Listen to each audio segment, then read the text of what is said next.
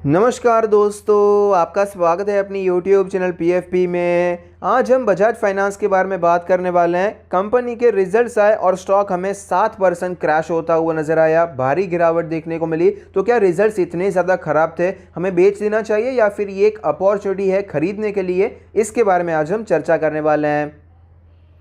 सबसे पहले कंपनी के रिजल्ट्स पर नजर डाल देते हैं। नेट इंटरेस्ट इनकम के बारे में बात करें, ईयर ऑन ईयर बेसिस पे 25% की ग्रोथ हुई है और क्वार्टर ऑन क्वार्टर बेसिस पे 2% की ग्रोथ है। फी इनकम के बारे में बात करें तो ईयर ऑन ईयर बेसिस पे 51% की ग्रोथ हुई है और क्वार्टर ऑन क्वार्टर बेसिस पे 4% की गिरावट नजर आती है। मेन इनकम दो ही होती है, नेट इंटरेस्ट इनकम और फी इनकम। तो ये तो ओवरऑल हमें अच्छे नजर आते हैं। क्वार्टर ऑन क्वार्टर बेसिस पे परफॉर्मेंस इतना ज़्यादा अच्छा नहीं है, लेकिन ईयर ऑन ईयर नंबर्स अच्छे हैं।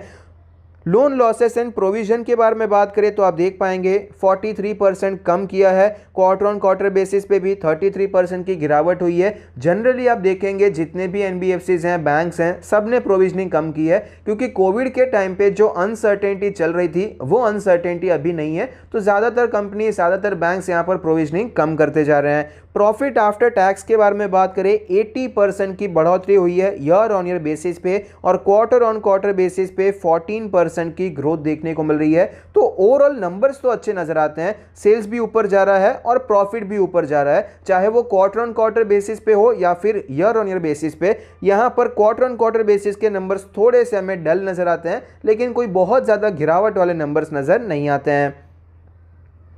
लोन ग्रोथ के बारे में बात करें तो आप देख पाएंगे 29% का लोन ग्रोथ रहा है। जब कारोबार बहुत ही ज़्यादा बड़ा हो जाता है, हज़ारों करोड़ों लाखों करोड़ों में पहुंच जाता है, तब वहां पर बहुत ज़्यादा ग्रोथ करना परसेंटेज में मुश्किल हो जाता है। लेकिन 29% की ग्रोथ एक्चुअली बहुत अच्छी है। रिटर्न ऑन एसेट्स 4.2% है और ये पिछले साल के हिसाब से इंप्रूव हुआ है। ये रिटर्न ऑन एसेट जो 4.2% है, ये पूरे फाइनेंशियल ईयर का है और पिछले फाइनेंशियल ईयर से हमें इंप्रूव होता हुआ नजर आता है। आरओई में भी सेम है, 17.4% है, ये भी पिछले साल से इंप्रूव हुआ है। ग्रॉस एनपीएस के बारे में बात करें 1.6% है, ये भी इंप्रूव हुआ है, पिछले साल के हिसाब से कम हो गया है। और आरओई के बारे में बात करें तो क्वार्टर फोर में ये जो 17.4% है, ये पूरे साल का है, लेकिन सिर्फ क्वार्टर फोर के बारे में बात करें तो 22.8% का आरओई दिखाई पड़ता है। तो नंबर्स तो काफ़ी अच्छे नजर आते हैं। बजाज फाइनेंस का जो एम्बिशन है कि omni present financial services company बन पाए, जो कि एग्जिस्टिंग और नए कस्टमर्स को ऑफलाइन और ऑनलाइन दोनों में सर्विस दे पाए। ओमनी प्रेजेंट का मतलब ये होता है कि यहाँ पर ऑनलाइन भी हो पाए और ऑफलाइन चैनल से भी कंपनी काम कर पाए। कंपनी फिलहाल ट्रांसफॉर्मेशन कर रही है और वहां पर टेक्नोलॉजी कोर में रख रही है। मैनेजमेंट ने बताया कि इनके 3 पिलर्स हैं बिजनेस ग्रोथ के लिए। एक है ब्रांचेस, दूसरा है डिजिटल एप्स और तीसरा है वेब प्लेटफॉर्म। तो यहां पर डिजिटलाइजेशन पे काफ़ी ज़्यादा फोकस किया जा रहा है। एनालिस्ट का मानना यह है कि जो बड़ी बड़ी बैंक्स हैं, कमर्शियल बैंक्स हैं, उनके जो ऐप होते हैं उनके बराबरी का ऐप आपको बजाज फाइनेंस में देखने को मिल रहा है। तो ये सारी काफ़ी अच्छी चीज़ें हैं। कंपनी फिलहाल टेक्नोलॉजी पर ज़्यादा फोकस करती हुई भी नजर आती है।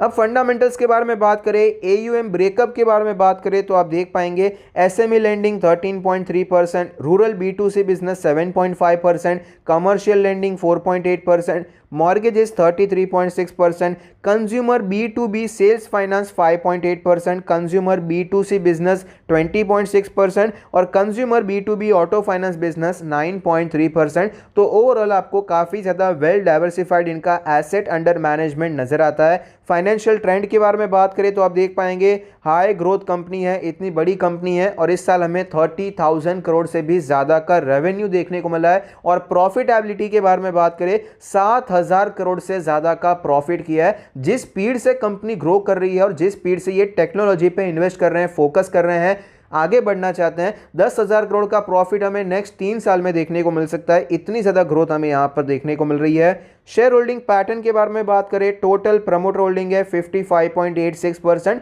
जिसमें से कुछ प्लेज नहीं है। Mutual fund 8%, other DII 3%, FII 21% और रिटेल एंड अदर कैटेगरी में 11.5% की हिस्सेदारी है। तो ओवरऑल शेयर होल्डिंग पैटर्न भी काफ़ी अच्छा है। 50% से ज़्यादा प्रमोटर के पास है और बाकी में भी आपको इंस्टीट्यूशंस का इंटरेस्ट काफ़ी अच्छा नजर आता है।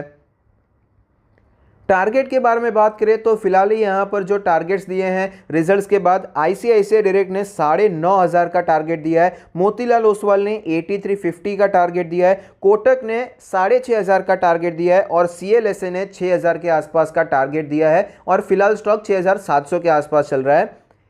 4,24,000 करोड़ की दिग्गज मार्केट कैप है, 71 का पीई रेशियो है। तो वैल्यूएशन के बारे में बात करें तो क्लियरली ये प्रीमियम वैल्यूएशन पे कंपनी ट्रेड कर रही है, उसमें कोई डाउट नहीं है, क्योंकि लार्ज कैप है और बाद में भी आपको ग्रोथ इतनी फास्ट नजर आती है। इसलिए पिछले कुछ सालों से स्टॉक में तेजी भी बहुत भयंकर देखने को मिली है और वैल्यूएशन भी आपको साल दर साल यहां पर आपको पीई एक्सपांशन देखने को मिल रहा है। स्टॉक के चार्ट पर हमें क्लियरली पता चलता है स्टॉक में हमें एक अच्छी रैली देखने को मिली, 8,000 के आसपास रेजिस्टेंस लिया, फिर गिरावट देखने को मिली, 6,700 6,000 के आसपास 6,700 6,500 के आसपास इसने सपोर्ट लिया, वहां से एक बाउंस बैक आया, 8,000 से वापस रेजिस्टेंस लेके नीचे आया था, ये लो भी हमें टूटता हुआ नजर आया, 6,000 के आसपास आया, स्ट्रॉन्ग बाउंस बैक, लेकिन वापस स्टॉक में हमें गिरावट देखने को मिल रही है। तो यहां पर हमें यह पता चलता है कि रेजिस्टेंस हमें नीचे शिफ्ट होता हुआ नजर आया। पहले 8,000 का लेवल, पहले तो ये डबल टॉप बनाया, उसके बाद रेजिस्टेंस 7,500 पे हमें शिफ्ट होता हुआ नजर आया और स्टॉक में गिरावट देखने को मिल रही है। फिलहाल ये स्टॉक अपने सारे मूविंग एवरेज के नीचे, सेलिंग देखने को मिली है और अच्छे वॉल्यूम के साथ सेलिंग हुई है। डेली आरएसआई 38 है, वीक है। वीकली चार्ट के बारे में बात करें तो वीकली चार्ट पे हमें नजर आएगा स्टॉक फिलहाल अपने 50 वीक्स के मूविंग एवरेज के आसपास कॉन्सोलिडेट करने की कोशिश कर रहा था और यहीं पर सपोर्ट लेने की कोशिश करता हुआ नजर आता है। वीकली आरएसआई के बारे में बात करें तो 44.81 का वीकली आरएसआई है। यहां पर मोमेंटम एक्चुअली नीचे के साइड पे ज़्यादा नजर आता है। पास्ट में आप देख पाएंगे जब भी गिरावट हुई है इसके लिए 50 वीक्स का moving average as a strong support नजर आया और स्टॉक वहां से हमें जनरली बाउंस बैक करता हुआ नजर आता है। बाउंस बैक यहां पर भी एक्चुअली देखने को मिला था, लेकिन वापस स्टॉक उसी लेवल को रीविजिट करता हुआ नजर आता है। इंपॉर्टेंट लेवल्स के बारे में बात करें तो सबसे पहले रेजिस्टेंस के बारे में बात कर लेते हैं। 7,500 के आसपास एक इंपॉर्टेंट सपोर्ट बना हुआ था जो कि बाद में रेजिस्टेंस बना, फिर से यहां पर हमें रेजिस्टेंस बनता हुआ नजर आया, वहीं से गिरावट हुई है। तो अभी के लिए 7,500 का लेवल इंपॉर्टेंट रेजिस्टेंस हो चुका है। तो जब तक स्टॉक इसके ऊपर नहीं जाता है तब तक हमें यहां पर बुलिश होने के बारे में नहीं सोचना चाहिए। इनफैक्ट यहां पर एक रेजिस्टेंस जोन आपको देखने को मिलेगा 7,500 से करके 8,000 का। तो मेरा मानना यह है कि अगर आज की तारीख पे अगर कोई स्टेटमेंट देना है कि भाई यहां पर बुलिश कब होना चाहिए, तो ये तो मेरे हिसाब से जब तक ये ऑल टाइम हाई नहीं टूट जाता है तब तक एकदम शॉर्ट टर्म के लिए मोमेंटम ट्रेड्स यहां पर नहीं लेने चाहिए। अब बात करते हैं मिड टर्म के बारे में, तो उसके लिए सपोर्ट देख लेते हैं। 6,500 का एक सपोर्ट नजर आता है। यहां पर एक कंसोलिडेशन हुआ था, उसका हायर साइड है, यहां पर सपोर्ट लिया था, यहां पर भी एक नीचे गया था लेकिन वापस आपको तुरंत ऊपर आता हुआ नजर आया। तो इस हिसाब से ये 6,500 का जो जोन है एक इंपॉर्टेंट सपोर्ट बन चुका है। उसके नीचे अगर बात करें तो 5,800 5,900 के आसपास एक सपोर्ट है, इस रेंज का लोअर एंड है और यहां पर बॉटम बनाने के बाद स्टॉक में तेजी देखने को मिली थी। तो ये दो सपोर्ट हमें यहां पर दिखाई पड़ते हैं। तो पोजिशनल ट्रेड अगर लेना है तो रिस्क रिवॉर्ड रेशियो हमारा कहां पर बेहतर है, 6,000 के आसपास। यहां पर अगर स्टॉक आता है तो वहां पर हम पोजीशन इनिशिएट करने के बारे में सोच सकते हैं। उसका रीजन ये है कि स्टॉक अभी ये जो 6,500 का लेवल है ये अभी थोड़ा बहुत वीक हो चुका है और यहां पर ये रेंज में आ चुका है। यहां पर आपको एक्चुअली रेजिस्टेंस के ऊपर भी नहीं है और एकदम इंपॉर्टेंट सपोर्ट पे भी नहीं है। इसलिए यहां पर अगर आप स्टॉप लॉस लेकर पोजीशन बनाने के बारे में सोच रहे हैं, वो मेरे हिसाब से उससे ज्यादा बेहतर है कि यहां पर 6,000 का वेट करना चाहिए। वहां पर हम एक अच्छी अपॉर्चुनिटी के साथ छोटे स्टॉप लॉस के साथ पोजीशन बनाने के बारे में सोच सकते हैं और ये ज्यादा इंपॉर्टेंट लेवल है क्योंकि पहले ये ऑल टाइम हाई का लेवल भी हमें यहां पर देखने को मिला था। तो ये तो हो गया मिड टर्म के बारे में। अब लॉन्ग टर्म इन्वेस्टमेंट के बारे में बात करें तो 6,500 पे एक्यूमुलेशन करने के बारे में सोच सकते हैं। बिना स्टॉप लॉस के अगर आप एक्यूमुलेशन कर रहे हैं उसमें कोई डाउट नहीं है, लेकिन स्टॉप लॉस के साथ यहां पर खरीदारी करने में कोई सेंस मुझे नजर नहीं आता है।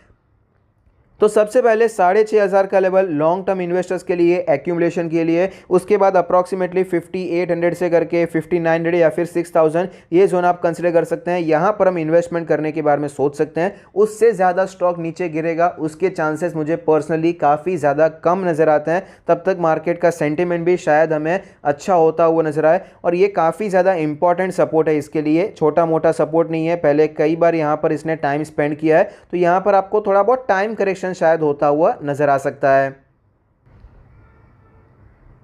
पॉजिटिव्स के बारे में बात करें तो फंडामेंटल्स काफ़ी अच्छे हैं, ग्रोथ काफ़ी अच्छी है, रिजल्ट्स भी काफ़ी अच्छे देखने को मिले हैं। फिर भी स्टॉक में गिरावट क्यों हुई है ये तो मेरे समझ से बाहर है। कई बार यहाँ पर पोजीशंस कैसी चल रही होती है उसके ऊपर ज़्यादा डिपेंड कर रहा है। एफएनओ में स्टॉक ट्रेड करता है तो वहाँ पर पोजीशन कैसी बनी हुई है, क्या स्क्वायर ऑफ हो रहा है, उसके हिसाब से ज़्यादा काम करता है। शेयर होल्डिंग पैटर्न भी ओवरऑल हमें अच्छा नजर आता है। डीआईएस का स्टेक भी बढ़ता हुआ नजर आता है। नेगेटिव्स के बारे में बात करें, वैल्यूएशन प्रीमियम है, एफआईआई का स्टेक आपको कम होता हुआ नजर आया और टेक्निकल्स फिलहाल हमें वीक नजर आते हैं। तो ऐसी सिचुएशन में करना क्या चाहिए? शॉर्ट टर्म के लिए वीक है, अवॉइड करना चाहिए। मिड टर्म के लिए अभी वीक है, अवॉइड करना चाहिए। 6000 5800 इसके आसपास सपोर्ट लेता है तो एक अच्छा रिस्क रिवॉर्ड रेशियो मिलेगा, वहां पर हम एंटर कर सकते हैं। लॉन्ग टर्म के लिए खरीदारी करने के बारे में सोचा जा सकता है। हमने चार्ट्स पर लेवल डिस्कस किए हैं। आई होप आपको ये वीडियो पसंद आता है, आपके इन्वेस्टमेंट और ट्रेडिंग डिसीजन में आपको ये मदद करता है। Thank you, stay happy, happy investing.